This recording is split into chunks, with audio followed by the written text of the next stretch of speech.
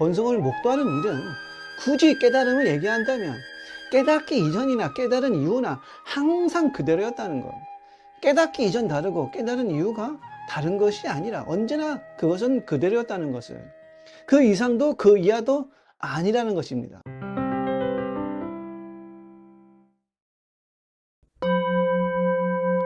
안녕하십니까. 바보다 자부입니다. 반갑습니다. 좋은 인연입니다. 오늘은 여러분들과 지금 이대로가 곧 깨달음이다라는 주제로 이 본문을 나누고자 합니다. 제목부터 약간 역설적으로 들리실 수도 있습니다. 보통 우리는 깨달음을 소승이 누차 말해왔듯이 어디 먼 곳이나 오랜 수행 끝에 얻는 특별한 경험으로 생각하는 경향이 있죠. 그런데 지금 이 순간 있는 그대로 나와 현실이 지금 이대로 내 생각과 감정이 곧 깨달음이라고 한다면 얼핏 이해하기 어렵습니다. 어떤 분은 아니 지금 내 모습은 번뇌투성이인데요, 이게 어떻게 깨달음인가 라고 되물을지도 모릅니다. 그런데 여러분, 그 번뇌라는 것도 뭐로 하는 것일까요? 여러분들이 생각하는 보리심이라는 것, 깨달음이라는 것도 무엇으로 하는 걸까요? 번뇌와 보리가 본래 하나라고 얘기하는 것은 그 주체는 하나이기 때문입니다. 깨달음도 미혹도 다 성품의 다툼이거든요. 지금 이대로 설령 내가 찌질하고 소심하고 혹은 지금 이 순간 하나고 번뇌하고 망상하고 누군가 싫고 믿고 하는 그 마음 그대로 사실은 여러분 문제가 없어요. 그건 인연 따라 일어나는 생각이자 감정이다. 문제는 이런 것들이 전부 없어야, 한 점의 먼지도 묻지 않아야, 혹은 그런 생각과 감정이 일어나지 않은 어떤 상태를 계속 유지해야만 된다고 생각합니다. 바로 이것이 문제예요. 그것을 받아들이지 못하고 거부하는 것, 밀쳐내는 것, 그 생각과 감정으로부터 도피하고 싫어하는 것, 그대로 있는 그대로 깊은 받아들임으로 받아들이지 않고 어떠한 상태를 특정하는 것, 바로 그것이 망상이자 가장 큰 장애물입니다. 그냥 그대로 인정하고 알아차림하세요. 그것이 전부입니다. 여러분들이 생각하는 그런 깨달음은 없습니다. 다만 지금 이대로예요. 본래부터 항상 이대로였다는 것을 알아차리는 것이 전부라고 말할 수 있습니다. 소승도 과거엔 깨달음을 이루면 항상 청정심을 유지하고 청정하고 뭔가 굉장히 다를 거라고 생각했습니다. 깨닫기 이전과 깨달은 후는 확연히 뭔가가 다를 거라고 여겼어요. 그런데 그건 알고 보니 망상이었습니다. 본성을 목도하는 일은 굳이 깨달음을 얘기한다면 깨닫기 이전이나 깨달은 이후나 항상 그대로였다는 것. 깨닫기 이전 다르고 깨달은 이유가 다른 것이 아니라 언제나 그것은 그대로였다는 것을. 그 이상도 그 이하도 아니라는 것입니다. 내 본성이 본래 그래요. 나의 본성이 본래 그렇습니다. 그래서 아무리 대단한 체험을 한다 하더라도 체험하는 그것은 여러분 언제나 여용합니다. 그대로입니다. 이러한 가르침은 대승불교와 선종에서 거듭 강조되어 온 핵심 진리라고 볼 수가 있어요. 지금부터 그 깊은 의미를 한번 같이 여러분들과 함께 탐구해 보도록 하겠습니다. 대승불교에서는 이렇게 얘기를 하죠. 모든 존재가 본래 불성을 지니고 있다고 봅니다. 그러니까 이 말은 뭐예요? 우리 모두가 당신이 어떤 상태이든 간에 본래 부처라는 뜻입니다. 정말 위대한 선언 아닙니까? 그러니까 신과 내가 다르지 않고 창조주와 창조물이 다르지 않다는 얘기도 됩니다. 예. 흔히들 비유하듯 바다와 파도가 다르지 않다라는 거예요. 갓과 내가 다르지 않아요. 깨달음은 밖에서 새로 얻는 것이 아니라 원래 내 안에 있는 부처의 성품을, 신성을 자각하는 일이다. 다만 본래 그 자리를 알아보는 일입니다. 아무리 멀리 떠나 있어도 파도가 설령 저 먼 수미산 꼭대기에 친다 하더라도 파도는 늘 바다와 한 몸이고 단 한순간도 떨어진 적이 없습니다. 그렇듯이 여러분들이 제 아무리 저 밑바닥에 사막도의 중생이라 할지라도 한 번도 사실은 부처 아닌 적이 없다. 예. 법화경에서는 제법 실상이라고 그러잖아요. 즉 모든 현상이 그대로 진리의 본 모습임을 설하고 있습니다. 눈앞에 펼쳐진 일상 현실 자체가 여러분 진리이고 따로 열반이나 깨달음의 세계가 멀리 있는 것이 아니라는 거죠. 부처님의 가르침에 따르면 생사와 열반이 둘이 아니다 하고 이대로의 삶이 곧 진리라고 말하지 않습니까? 총목볼이라고 해서 눈에 보이는 모든 것, 귀에 들리는 모든 것, 사실은 여러분 깨달음 아닌 것이 없습니다. 그렇다면 왜 우리는 그것을 실감하지 못할까요? 여러분들은 실감하십니까?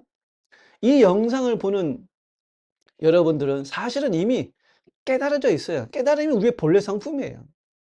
우리가 몰라보는 이유는 단 하나, 우리의 분별, 망상 때문이다. 대승경전가 선어록에 이런 말이 있습니다. 눈앞에 진리가 있지만 분별실 때문에 보지 못한다. 분별만 놓으면 그 순간 바로 깨닫는다. 이렇게 말하거든요. 즉 있는 그대로의 현실을 두고 이건 속세이고 불완전해. 저 어딘가 저 높은 경지에 깨달음이 있을 거야. 이렇게 따로 분리하는 마음 자체가 깨달음을 가리는 장애가 됩니다. 나는 아직 번뇌가 있어. 나는 아직 욕심도 많고 망상도 많아. 여자도 좋아해. 술도 좋아해. 등등의 이런 육체적인 본능까지 동원하면서 안전무결한 어떤 고결한 상태를 상정합니다. 그런데 여러분 그것도 뭐로 하느냐 이거예요. 반야신경에 색즉시공 공즉시색이라는 문구가 있잖아요. 아마 이 문구는 불교도가 아니더라도 웬만한 사람은 다 알고 있는 문장입니다. 색즉시공은 형상이 있는 모든 것은 본래 텅 비어 있다 이고 공즉시색은 텅 빈 그 자리에서 모든 형상이 드러난다는 뜻이죠. 이걸 쉽게 한번 이해해 봅시다. 거울에 비친 모든 색은 보이긴 하지만 거울 안에는 여러분 존재하지 않습니다. 형상은 있는 듯 하나 실상은 없다는 것이죠. 거울 안에 나타나는 천차만별의 모습은 순간적으로 드러난 것일 뿐 고정된 실체는 없습니다. 이처럼 우리의 생각, 감정, 몸, 당신이라는 존재는 나타나지만 실상은 무상하다는 통찰이 곧 공성을 깨닫는 것이죠. 그러나 이 비어 있음 속에 모든 것이 생겨난다가 곧 색즉시공 공즉시색의 요지입니다. 자, 여러분, 우리가 생일날 케이크를 사잖아요. 그런데 그 케이크의 본질이라는 것이 있을까요? 이게 뭔 말이나 싶죠. 케이크는 어제는 밀가루였죠. 그렇지 않습니까? 그런데 오늘은 케이크고 또 내 뱃속으로 들어가선 똥이 되거나 몸의 영양소로 퍼져나갑니다. 그렇지 않습니까? 이처럼 케이크는 형상, 즉 색은 고정된 실체 없이 인연 따라 이렇게도 나타나고 저렇게도 나타나고 이렇게도 생겼다가 저렇게도 변합니다. 그러니까 고정된 것이 없으니까 집착할 것이 없고 늘 무상 속으로 변해간다 이거예요.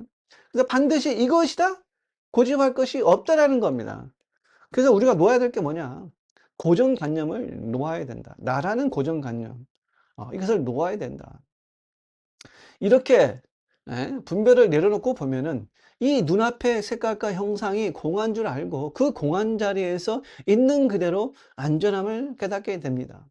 내 안에서 어떤 생각, 어떤 감정이 일어나더라도 그것이 공함을 알면 그 자리가 곧 부처 자리예요. 우리의 본성 형상이 없어서 공하고 공하지만 그 공함에서 곧 묘함이 일어납니다. 지금 이 소리가 들리시죠? 죽빛 소리, 박수 소리, 소리는 이렇게 일어났다 사라집니다. 이 소리가 여러분 어디에서 일어나서 어디에서 사라집니까? 사실은 여러분의 마음자리에서 일어났다 사라지는 겁니다. 여러분의 그 공적한 그 자리에서 알아차림의 묘가 있는 거예요.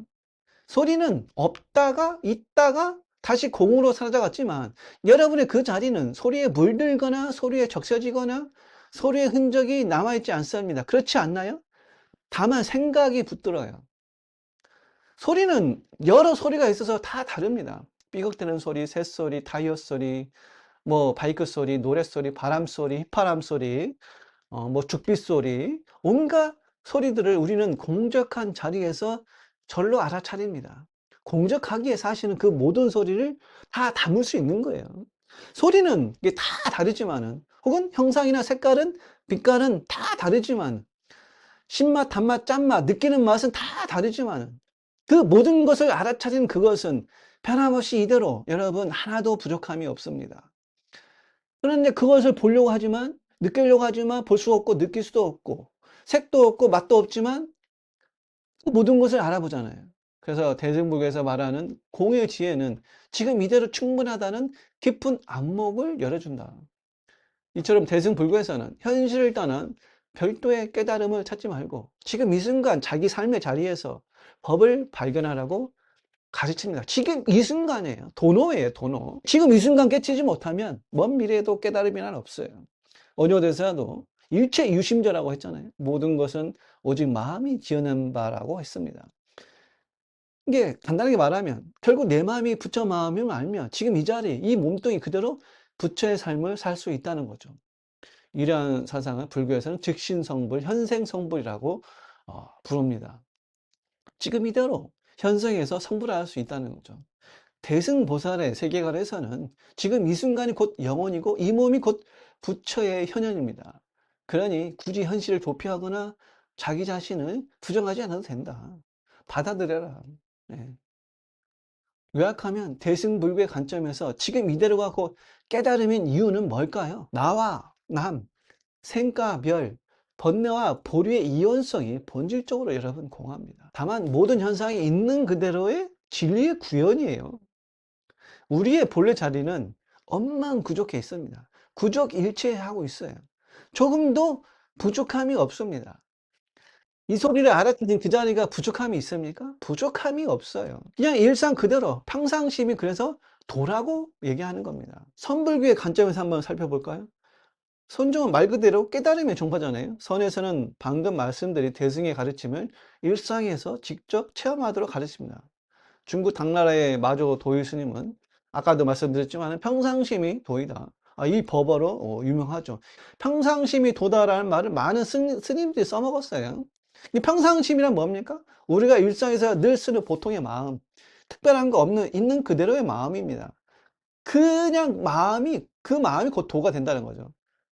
곧 진리에 이르는 길이라는 말씀이에요. 그 전까지는 열심히 자선하고 경을 해오야 깨달음을 얻는다고 얘기했지만은 마조 스님은 도는 닦을 필요가 없다. 다만 오염시키지 말라고 했습니다. 이게 모든 중생이 본래 부처이므로 우리가 눈으로 보고 귀로 듣고 손발을 움직이며 살아가는 육군의 모든 작용과 일상생활 자체가 전부 자성의 광명이라고 선하시는 것이죠. 예. 그것이 바로 평상심이 곧 도입니다. 예. 물론 평상심이 곧 도라는 말에는 여러 의미를 또 부여할 수가 있겠지만 본성 차원에서 설명하자면 지금 그대로가 곧 도고 부처의 자리라는 거죠. 해능 스님도 본래 한 물건도 없다고 했잖아요. 우리의 본성에는 본래 본래조차 실체가 없음을 일깨워 주었습니다. 선종에서는 마음이 곧 부처, 즉심즉불 이런 말을 자주 하잖아요. 깨닫고 보니 내가 따로 찾던 부처가 다름 아닌 내 마음자리였다는 뜻입니다. 번뇌망상이 잔뜩 일어나도 그것을 알아차는 이 마음자리가 늘 고요하고 밝다면 그 자리가 바로 부처 아니겠습니까? 일화 하나를 소개해 드리자면 어느 날 한 수행자가 조주 스님께 물었습니다. 스님, 돈은 어디에 있습니까? 그러자 조주 스님께서 아침밥 먹었느냐라고 되물었어요. 예, 먹었습니다 라고 얘기합니다. 그러자 조주 스님은 그럼 그릇이나 씻어라. 이 말을 듣고 그 수행자는 그 자리에서 깨달았다고 합니다. 여러분, 무슨 내용이길래 단순한 대화 같은데 그 자리에서 깨달았다고 할까요?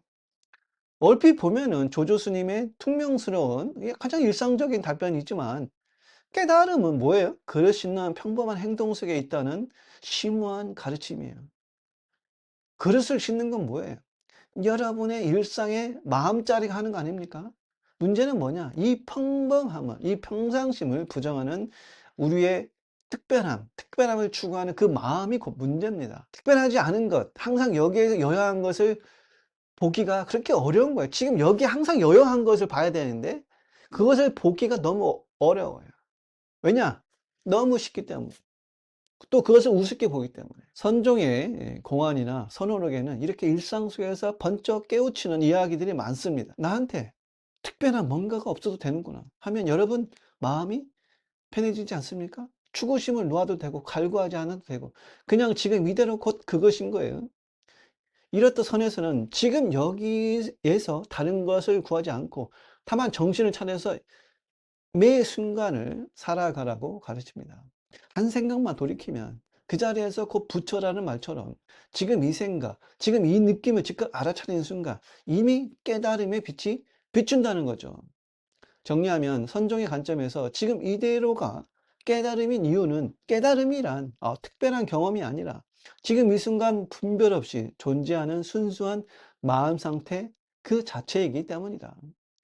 돈은 여러분 먼데 있지 않고 평범한 일상 속에 항상 현존합니다. 이 점만 깨치면 삶의 모든 순간이 수행처요 도량이 됩니다.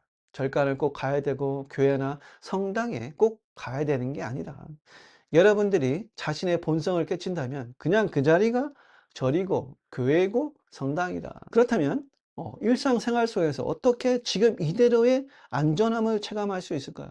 대단한 수행자가 아니어도 우리 누구나 일상에서 성찰하고 실천할 수 있습니다. 특별한 법문이 아니더라도 삶 자체가 곧 가르침의 장이 될 수 있어요. 몇 가지 구체적인 일상의 예시를 한번 들어보겠습니다. 설거지할 때, 쌓인 그릇을 씻을 때, 왜 나만 설거지를 하냐고 투덜대기 쉽습니다. 염불하고 고요하게 명상이나 참선하며 혹은 좋아하는 금강경이나 이런 경전을 읽을 때 곧 수행이 아닌가 우리는 생각하지 않습니까? 그렇게 생각하는 경우가 많죠. 설거지는 뭔가 다른 거라고 생각을 해요. 그러나 그렇지 않다. 염불하는 주인공, 명상하는 주인공, 경전을 읽는 그 주인공, 설거지를 하는 그 주인공, 다 같은 주인공이에요. 주인공은 장소나 시간에 구애 없이 항상 그 주인공입니다. 다 주인공이 하는 일입니다. 경험의 내용물이 다를 뿐 경험자는 같다는 얘기예요. 경험자는 늘 그대로예요. 그래서 지금 이 사실을 알아차리고 차가운 물의 감촉, 거품의 색깔, 그릇이 깨끗해지는 변화를 있는 그대로 알아차려 보십시오. 내 손동작 하나하나를 온전히 의식하면서 설거지를 하면 그 순간 잡념이 사라지고 마음이 고요해집니다. 선정에 든 것 같아요. 예. 명상에 든 것 같다. 설거지 그 자체가 수행이 되고 그 순간 이게 살아있는 거구나 라고 느끼면 그 자리가 곧 깨달음입니다. 조주 스님이 그릇이나 씻으라 한 게 여러분 이해가 가십니까? 바로 이 도리가 있는 거죠. 또 걷거나 운전할 때 우리는 목적지에 빨리 가려고 조급해지고 걸으면서 잡생각에 빠지곤 합니다. 하지만 한번 이렇게 생각해 보십시오. 나는 지금 여기에 있다.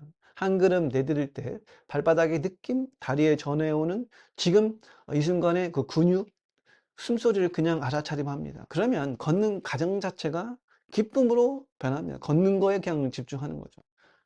목적지에 도착하지 않았는데도 이미 충분합니다. 운전할 때도 마찬가지예요. 신호 대기 중일 때 창밖 하늘도 올려다보고 호흡을 고르고 지금 이 순간을 느껴보세요. 그 순간 짜증내던 마음 대신 여유와 깨어있음의 빛이 살아서 올라올 겁니다. 또 자녀를 돌볼 때 어때요? 아이를 키우는 일은 쉬운 수행은 아니죠. 밤새 울어대는 아기, 사춘기, 반항하는 청소년, 부모의 마음을 시험에 들게 해요. 그런데 가만 보면 아이들은 항상 지금 이 순간을 살지 않습니까? 그들은 그들 인연대로 사는 거예요. 여러분들이 낳은 게 아니에요. 여러분들 통해서 다만 세상에 나온 겁니다. 5살배기 아이가 갑자기 길에서 엄마 꽃 예뻐 이렇게 까르르 웃을 때 그 순간의 아름다움을 우리도 같이 봐줄 수 있다면 그게 곧 깨달음의 순간이다. 아이 기저귀를 갈아줄 때, 콧물을 닦아줄 때도 지금 내 앞에 있는 이 어린 생명이 부처님 같다는 마음을 한번 바라보세요. 짜증이 나려고 하다가도 고요한 사랑과 자비심이 피어날 수 있다. 수행이라는 이름의 특별한 의식이 아니어도 자녀에게 마음을 다해서 관심을 기울인 그 순간, 같이 공감하는 순간, 부모와 아이 모두가 법을 배우고 있는 겁니다. 일터에서 스트레스를 받을 때 또 어때요? 회사에서 상사가 잔소리를 하거나 일이 산처럼 쌓이면 현실 도피를 꿈꾸죠. 그렇지 않습니까? 그러나 그 순간 잠깐 멈춰서 내 호흡과 감정을 있는 그대로 느껴보세요. 마음 한 곳에서 화가 나는구나, 힘들구나 하는 자각이 일어나면 분노에 휩쓸리지 않고 나를 알아차린 내가 나타납니다. 그 알아차린 나가 사실 본래 자리에 나 깨달아 있는 자성이다. 그러면 잠시 후에 다시 컴퓨터 앞에 앉아 있을 때도 아까는 다른 사람이 되어 있지 않습니까? 업무 스트레스가 나를 온전히 삼키지 못하게 지금의 순간순간에 의식을 실어주는 연습. 이것이 직장인의 생활 수행이라고 할 수 있죠. 이처럼 삶의 모든 장면이 사실은 수행처이고 삶의 모든 장면이 그 깨달음의 장이에요. 물 한 잔 따르는 이 동작에서도 당당히 부처로 살 수 있는 겁니다. 마음 먹으면 부엌이 부처님의 법당이고 출퇴근길이 선방으로 변합니다. 물론 사람인지라 때로는 화도 나고 불평도 올라옵니다. 하지만 그런 번뇌가 일어나는 지금 이 모습도 그대로 받아주는 것, 받아들임의 공부, 그것이 곧 깨달음으로 가는 길이다. 지금 화난 나도 나고 실망한 나도 납니다. 이 감정도 지나가는 구름이잖아요. 한 걸음 물러나서 한번 바라보세요. 예. 그 바라보는 그 자리는 항상 여여하다는 거. 이렇게 있는 그대로 자신을 성찰하면 어느새 마음 한자락에 웃음이 번지게 됩니다. 진짜 매이지 않는 자비로운 웃음이 생기게 돼요. 가끔씩 내 모습을 피식 웃어주는 여유도 필요하잖아요. 그것이 작은 깨달음의 미소 아니겠습니까? 덧붙여서 지금 이대로의 삶을 받아들이는 태도는 우리를 더욱 지혜롭고 효율적으로 만들어줍니다. 현실과 싸우지 않을 때 오히려 할 일은 자연스럽게 잘 이루어진다는 어, 체험을 해보신 적 있으실 겁니다. 지금 있는 그대로의 삶이 진리임을 믿고 따를 때 모든 것은 저절로 되어지고 삶을 놀이하듯 즐겁게 살아갈 수가 있게 된다는 거죠. 괴로움은 현실 그 자체가 아니라 현실에 대한 우리의 저항과 집착에서 온다는 것을 우리가 항상 기억을 해야 된다. 서양의 영적인 스승들도 후하게 말한 앞서 가르침들과 맥을 같이 하는 그 메시지를 전하고 있습니다. 문화나 표현은 다르지만 깨달음의 진리는 보편적이다. 몇 분을 한번 예를 들어볼까요? 바이런 케이트라고 아시죠? 예. 미국의 영적 지도자인데 이 바이런 케이트는 한때 극심한 우울과 분노에 시달리다가 어느 날 깨달음을 체험한 분입니다. 그녀는 항상 말하기를 있는 그대로의 현실을 살아가라고 이 파격적인 메시지를 전해요. 현실과 싸울 때마다 우리는 진다. 항상 100%의 확률로 진다라고 말합니다. 실제로 바이런 케이트는 고통은 현실 때문이 아니라 현실을 거부하는 마음 때문에 생긴다고 했습니다. 현실을 거부하지 말라는 거예요. 그냥 현실을 거부하지 말라는 것은 내 생각, 내 감정을 밀쳐내지 말라는 거죠. 그냥 깊은 받아들임으로 알아차리면 된다 이거예요. 우리가 현실은 이래야 해 라는 생각을 내려놓으면 고통에서 해방된다는 것이죠. 이는 앞에서 말씀드린 내 생각이 지금 이대로의 삶과 싸울 때 괴로움이 생긴다는 이 불법의 가르침과 정확히 통합니다. 바이런 게이트의 있는 그대로의 삶을 사랑하라는 책도 있거든요. 그래서 이 사람은 이 책을 통해서 많은 사람들이 현재의 고통을 있는 사실로 받아들이고 마음의 평화를 찾았다고 해요. 결국 지금 이대로가 곧 진리임을 삶으로 보여준 애라고 할 수 있습니다. 또 이제 마헤시 요기라고 인도에 쓰신 그 마하리시는 초월 명상으로 이 서구사회에 큰 영향을 준 분이죠. 다소 논란이 있는 인물이지만 겉모습은 히피처럼 보이긴 해요. 근데 그 가르침은 굉장히 또 심오하다. 그는 말하길 뭐라고 말을 하냐면 우리는 노력해서 새로운 걸 얻는 게 아니라는 거예요. 본래 가지고 있는 내면의 의식을 일깨우는 것이다 라고 말합니다. 그 사람의 핵심 메시지는 존재를 깨달아라 이거예요. 존재를 깨달아라. 눈을 감고 고요히 지금 여기에 존재하는 의식을 느끼는 그 명상을 통해서 항상 깨어있는 마음을 기르라고 이제 이렇게 가르치죠. 마하리시도 깨달음을 특별한 신비 체험으로 보기보다 자연스러운 지금의 이 상태 그대로, 이 평상시 이 마음 그대로 그 의식 상태로 보았습니다. 매일 현재의 의식과 접촉하는 연습을 하면은 일상 속에서도 그 고요하고 충만한 의식이 지속됩니다. 결국 그 의식이 지속돼서 살아있는 깨달음이 된다. 말하자면 지금 이 순간 내면에 깃든 평화 곧 해탈의 열쇠라는 거죠. 이는 선불교에서 말하는 본래 자성은 항상 고요하고 충만하다는 가르침과 일맥상통한다. 특별히 뭘 만들어내지 않아도 지금 내 안에 원래 충만한 의식을 그대로 들여다보라는 겁니다. 에크하르트 톨레도 비슷한 말을 하죠. 현재 서구에서 이제 가장 영적인 스승 중에 한 명으로 평가를 합니다.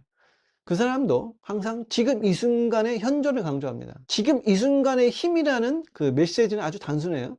과거와 미래는 한영이고 오직 지금만이 실제라는 거죠. 톨레는 말합니다. 존재하는 유일한 시간은 지금 이 순간뿐이다. 우리의 인생이 지금 이 순간이 아닌 때는 단 한 번도 없었다고 얘기를 합니다. 결국 지금 여기에 100% 깨어 있을 때 걱정과 불안에서 해방되고 참된 자기 자신을 만든다는 거죠.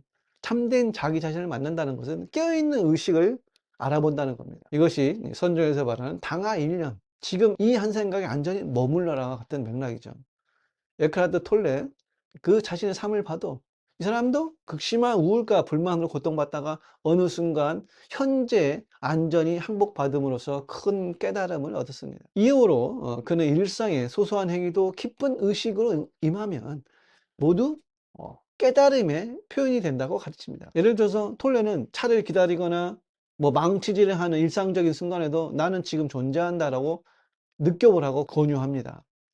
지금 이 순간만이 당신이 진정으로 살아있는 시간이다. 이렇게 얘기를 하죠. 현재 그냥 그대로 충실할 때 우리는 온전한 삶을 느끼며 깨달음에 한 발 더 다가가게 된다. 이 외에도 서양의 여러 현대 스승들이 나마다스라든가 나케널버라든가 모두 저마다의 방식으로 현실을 있는 그대로 다 받아들이는 지혜를 말하고 있습니다.